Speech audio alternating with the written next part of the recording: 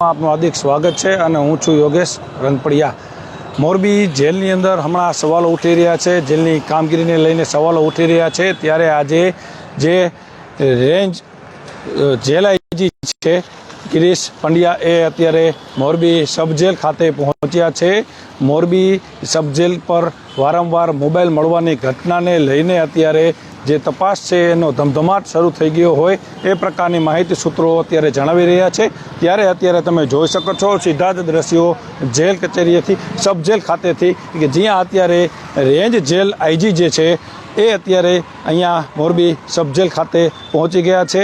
થોડા દિવસ અગાઉ 2 જેટલા કીપેડ ફોન જે મોરબીના સબ જેલમાંથી મળ્યા હતા, જેમની ફરિયાદ પણ મોરબી સિટી એ ડિવિઝનમાં નોંધાઈ છે અને તેમની તપાસ જે અધિકારી કરી રહ્યા છે અને એ તપાસ હજુ શરૂ હોય તેવામાં જ 2 દિવસ પહેલાં મોરબી જેલની અંદર સબ જેલની અંદર એક પોટલું બહારથી અંદર પહોંચી જાય છે અને જોકે જેલના કર્મચારીઓની સતર્કતાના કારણે એ પોટલું જે છે એ અધિકારીઓ દ્વારા જપ્ત કરી લેવામાં આવે છે। ત્યારે એ જપ્ત કર્યા બાદ એ પોટલામાંથી એક કીપેડ ફોન અને જે બીડી તમાકુ જેવી જે ચૂનાની ટોટી હોય એ પ્રકારની વસ્તુઓ તેમાંથી મળી હતી। ત્યારે ત્યારબાદ એ વ્યક્તિઓ પોટલું મોકલવા જેમને મોકલ્યું છે તેમના વિરુદ્ધ પણ અજાણ્યા વ્યક્તિઓ વિરુદ્ધ મોરબી એ ડિવિઝનમાં ફરિયાદ નોંધાઈ છે।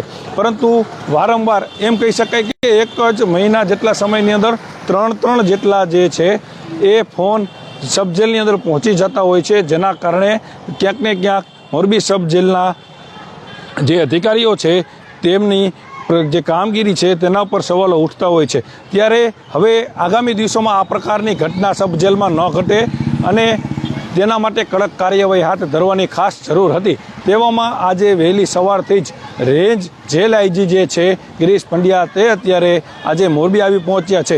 તેમજ તેમની સાથે અત્યારે મોરબી જિલ્લા પોલીસ વડા મુકેશ પટેલ તેમજ ડીવાયએસપી પીઆઈ સહિતનો જે સ્ટાફ છે એ અત્યારે અહીંયા સવારથી જ આવી પહોંચ્યા છે અને હાલ અંદર કાર્યવાહી જે કામગીરી છે એ કામગીરી અત્યારે કરવામાં આવી રહી છે। પરંતુ સતત જે આ જેલ પ્રશાસન ઉપર સવાલો ઉઠતા હતા, જાણે કોઈ હોસ્ટેલ હોય અને વસ્તુઓ અંદરથી મળતી હોય એ પ્રકારના સતત સીન જે છે એ સામે આવતા હતા। ત્યારે હવે આજે આ જેલ રેન્જ આઈજી છે એમની મુલાકાત બાદ કયા પ્રકારના પડઘા પડે છે એ જોવું રહ્યું। પરંતુ અત્યારે જેલ પ્રશાસન ક્યાંક ને ક્યાંક સાબદું બન્યું છે અને જે જેલ રેન્જ આઈજી અહીંયા આવતાની સાથે મામલો જે છે એ ગરમાયો છે અને આગામી દિવસોમાં આ જેલ રેન્જ આઈજીના મુલાકાત બાદ કયા પ્રકારના પગલાં ભરવામાં આવે છે એ જોવું રહ્યું।